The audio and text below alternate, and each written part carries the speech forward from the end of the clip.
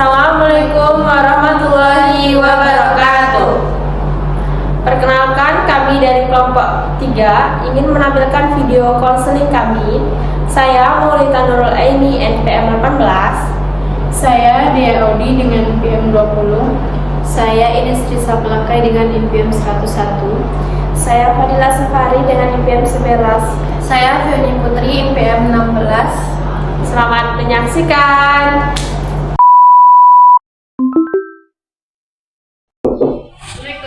Waalaikumsalam. Kita masuk. Ya Bu, makasih Bu. Kan duduk. Ya Bu, makasih Bu. Bagaimana kabar Anda hari ini? Baik Bu. Bagaimana cantik sekali ya hari ini? Makasih Bu. Iya. Sebelumnya Anda udah pernah kenal Ibu? Belum Bu. Nama Ibu Fadila Safari, biasa dipanggil Ibu Ai. Iya. Nama Anda siapa ya? Baik Bu, perkenalkan nama saya Maulita Nurul Aini, biasa dipanggil Nurul Bu. Baik Nurul. Sebelumnya Nurul udah pernah konseling? Belum Bu. Dan Nurul udah tahu apa itu konseling? Konseling itu kayak curhat-curhat gitu ya Bu? Nah, bisa dibilang begitu. Tapi sedikit Ibu perjelasnya bahwasanya kalau konseling itu pertemuan antara dua orang di mana Nurul sebagai ibu dan Ibu sebagai konselor. Tapi di sini kita akan menuntaskan permasalahan yang Nurul sampaikan kepada Ibu. Baik Nurul, konseling ini kita memiliki 3 azas. Yang pertama, azas kerahasiaan, di mana apapun yang Nurul sampaikan kepada Ibu akan Ibu jaga kerahasiaannya. Dan juga memiliki azas keterbukaan. Nurul bisa menceritakan apa yang Nurul rasakan, apa yang Nurul ingin sampaikan kepada Ibu, dan tidak ada paksaan terhadap orang lain. Paham Bu. Baik Nurul, kalau Nurul udah paham, apa yang persoalan apa yang ingin Nurul sampaikan kepada Ibu? Jadi begini Bu, saya tuh merasa insecure Bu sama diri saya sendiri Bu. Terus saya tuh kayak sering di ejek-ejek gitu Bu, karena saya ini pendek gitu Bu. Terus saya tuh kayak sakit hati karena diejek seperti itu Bu. Baik Nurul, kalau Nurul udah paham, persoalan apa yang ingin Nurul sampaikan kepada Ibu? Jadi begini Bu, saya ini punya masalah sama teman saya Bu. Teman saya ini nggak suka sama saya Bu, entah kenapa dia tuh kayak benci kali melihat saya Bu kalau setiap ketemu saya Bu. Apa yang membuat Nurul berpikir seperti itu? Karena dia tuh kalau saya lewat katakan dia serius Bu, kan biasanya tuh dia tuh menyapa saya Bu di kos dulu gitu ya. Hai Nurul gitu kan, misal pulang dari udah kan Bu, ini nggak ada Bu, dia tuh kayak sinis saja sama saya Bu gitu. Entah apa, saya tuh nggak tahu Bu soalan apa, masalah apa, itu saya nggak tahu. Apakah Nurul udah pernah mengkomunikasikan ini kepada teman Nurul? Belum Bu, saya juga mau nanya gimana ya Bu, susah Bu, soalnya kan sedangkan kalau ketemu aja dia kayak gitu Bu, gimana saya mau bicarain dengan baik Bu gitu Bu. Pernahkah Nurul terpikir untuk mengkomunikasikannya kepada teman Nurul? Karena Bu, saya tuh sebenarnya ingin Bu baikan sama dia, ingin bicara baik-baik sama dia kan Bu, tapi saya ini kayak masih belum bisa berinteraksi sama dia Bu, begitu pun dia seperti itu Bu. Nurul mengatakan bahwa Nurul ingin mengkomunikasikannya kepada teman Nurul, tapi Nurul mengatakan kalau Nurul tidak ingin berinteraksi dengan teman Nurul. Bagaimana itu?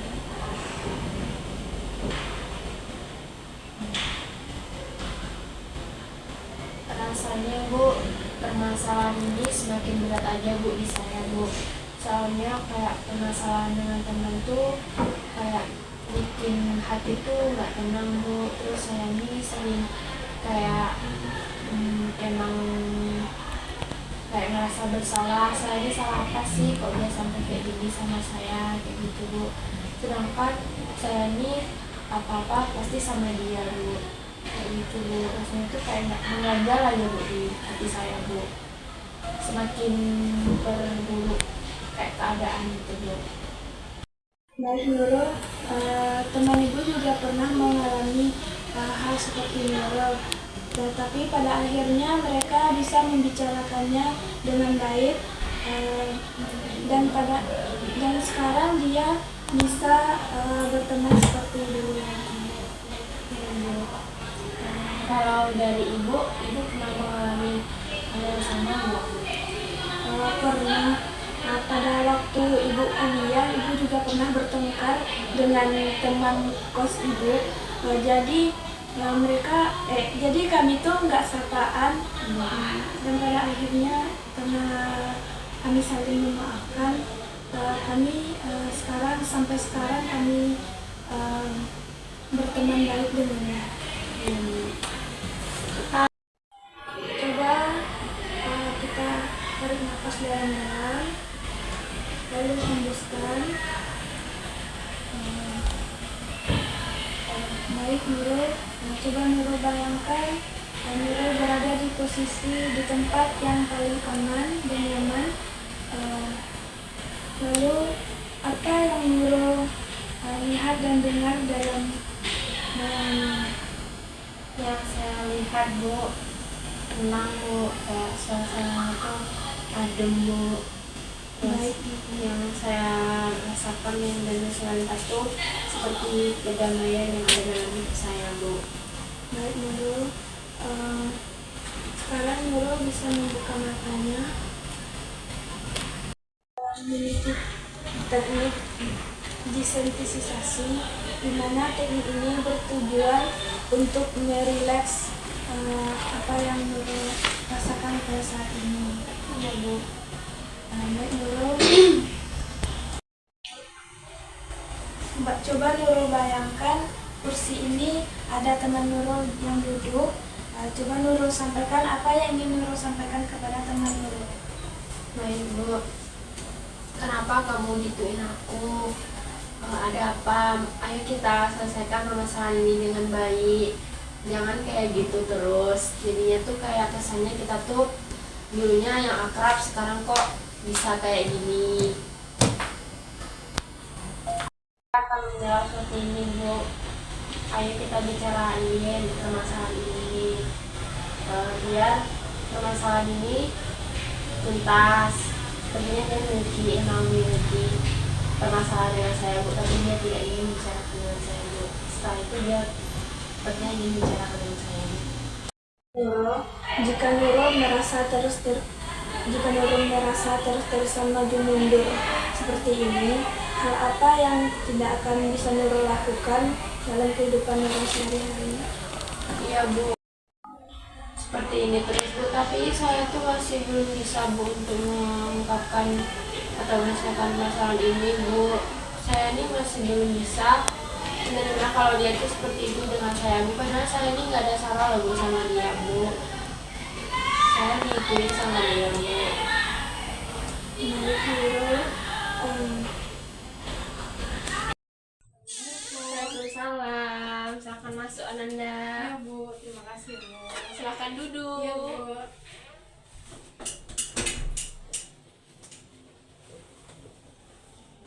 Ananda, Siang Bu. bagaimana kabar Ananda hari ini? Alhamdulillah kabar saya baik hari ini Bu. Ananda nampak cantik sekali ya. Ya terima kasih ya Bu. Sebelumnya tadi Ananda kesini dengan apa? Saya kesini pakai Gojek Bu, karena motor saya rusak Bu. Bagaimana perjalanan Anda waktu ke sini? Namanya pakai Gojek kan Bu, terus Ya. macet kan Bu, ada kota ya kan Bu. Sebelumnya Anda sudah kenal dengan Ibu? Belum lagi Bu. Baik, perkenalkan nama Ibu Maulida Nurul Aini. Anda bisa panggil Ibu dengan Ibu Nurul. Ya Bu. Untuk lebih dekat lagi, boleh Ibu tahu siapa nama Anda? Nama saya Dea Bu.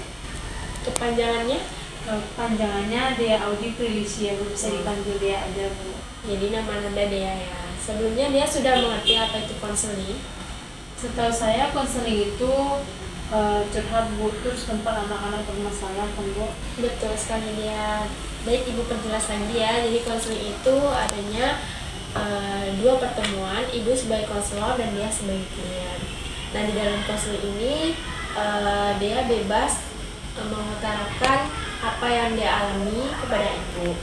Dan jangan khawatir, dia di sini cerita dia tidak akan Ibu sebarkan atau akan bocor, karena asas kerahasiaan di bimbingan konseling ini memiliki asas, yaitu asas kerahasiaan. Jadi dia tenang saja, hanya Ibu dan Tuhan saja yang tahu. Iya Bu.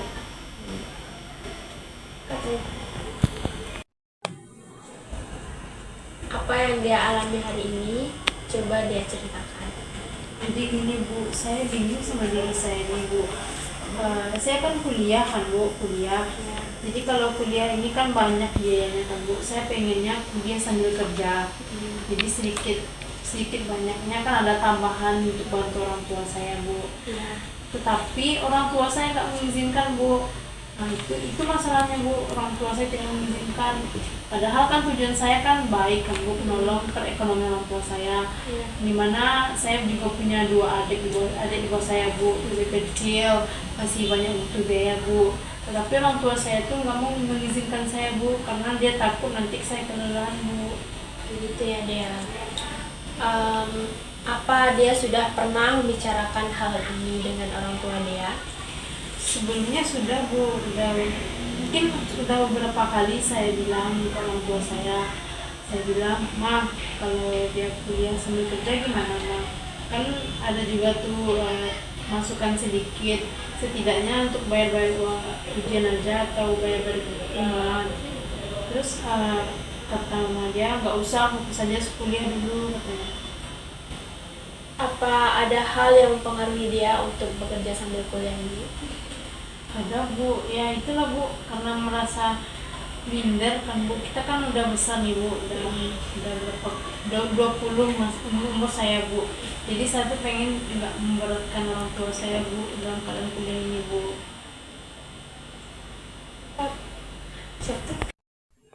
Bisa ceritakan lebih lanjut ya? Bisa Bu, ini Bu, kan saya ini kan mama saya tuh kan janda Bu, janda kan Bu. Jadi saya dikuliahkan Bu, adik saya ada juga dua Bu di sekolahkan. Otomatis biaya kuliah saya itu kan besar Bu, sementara orang tua perempuan saya sendiri menghidupkan saya Bu. Nah, jadi saya terpikir Bu, kuliah sambil kerja. Jadi kuliah sambil kerja itu kan saya bisa kok Bu, saya rasanya bisa mengatur waktu saya kuliah, kerja, dan tugas. Tetapi orang tua saya itu takut Bu, kecemasannya itu berlebihan kalau anak itu nanti kelelahan, malah jadi penyakit gitu Bu. Dia tadi mengatakan bahwa dia itu ingin kerja. Menurut Ibu, apakah saya bisa menjalani keduanya Bu? Kerja sambil kuliah? Bisa dia, kalau misal dia itu seimbang dan bisa mengatur jadwal antara kuliah dan bekerja, dan tujuan dia bekerja itu bukan untuk kuliah dia. Baik Bu. Dan apakah Ibu pernah mengalami hal seperti saya? Dari yang Ibu lihat, dari contoh yang Ibu lihat, Ibu pernah mempunyai teman juga sama permasalahannya dengan dia. Dia itu juga anak kuliahan, dan dari segi ekonomi pun dia merasa kurang cukup, karena kalau kuliah itu dia cuma diberi uang saku sama ibunya itu 100.000 untuk 2 minggu atau berapa minggu sama dia. Terus dia itu ada memiliki keinginan untuk bekerja juga, tapi dia ini bekerja karena ada niat sesuatu yang baik untuk bisa memenuhi kebutuhan kuliahnya juga dan bisa membantu uang saku ibunya. Dia bekerja untuk kepentingan dia dan juga untuk meringankan beban yang ada pada orang tuanya. Itu dia. Jadi bukan untuk berfoya-foya. Dari contoh ibu pribadi sendiri, ibu dulu juga pernah mengalami situasi yang sama dengan Dea. Ibu dulu kan juga kuliah, pasti mengalami hal yang sama dengan soal keuangan kan Dea. Keuangan pasti kalau kuliah tuh banyak, butuh ini, butuh itu. Jadi ibu dulu ada buka usaha, yaitu menjual seperti jelly-jelly. Terus ibu tuh ternyata iseng-iseng aja itu, ternyata bisa menghasilkan cuan dan bisa membantu perekonomian ibu juga di kuliah ini. Jadi ibu tuh bekerja sambil kuliah ini untuk membantu perekonomian orang tua ibu juga, bukan untuk berfoya-foya. Iya begitu ya Bu. Iya Dea. Apakah Dea akan tenang dalam menjalani aktivitas sehari-hari Dea? Dia rasa tidak Bu, karena kan apapun larangan orang tua itu kan baik ya Bu. Walaupun kedepannya nanti dia kuliah sambil kerja masih pasti akan terpikir sama dia Bu. Padahal kerja ini kan dilarang sama orang tua. Akibatnya kita kan kelelahan, jadi dia tuh sambil kerja tuh nggak tenang Bu, pasti terpikir kata-kata orang tua, kata-kata mama dia itu Bu, larangan mama dia itu Bu. Dia bayangkan dia berada di lingkungan yang tenang, di ruangan yang sepi, dan bagaimana perasaan dia saat berada di situ. Nah, yang dia rasakan Bu, rasanya tenang, pikirannya jadi tenang Bu, tidak ada kecemasan, dan tidak ada keadaan pikiran dia itu jadi rileks gitu Bu, dan mencium aroma-aroma yang segar Bu. Baik Dea. Ya, ibu di sini mempunyai teknik, yaitu teknik kursi kosong. Dia bisa anggap yang di depan dia ini sebagai ibu dia. Dia bisa mengutarakan perasaan dia atau mengutarakan apa yang dia inginkan, yang ingin dia sampaikan kepada ibu dia. Baik Bu. Silakan ya. Ma, apa salahnya dia tuh diizinkan kerja sambil kuliah? Lagian ini kan tujuannya dia kan baik, bantu perekonomian keluarga kita, sama ingin memenuhi sedikit kebutuhan dia Ma. Bagus dia, lanjutkan. Ya, dia sudah bisa mengutarakan hal tersebut kepada ibu dia. Iya Bu, terima kasih ya Bu. Sama-sama dia. Terima kasih telah menyaksikan video kami. Jika ada salah dan kurangnya mohon dimaafkan. Kami tutup. Wassalamualaikum warahmatullahi wabarakatuh.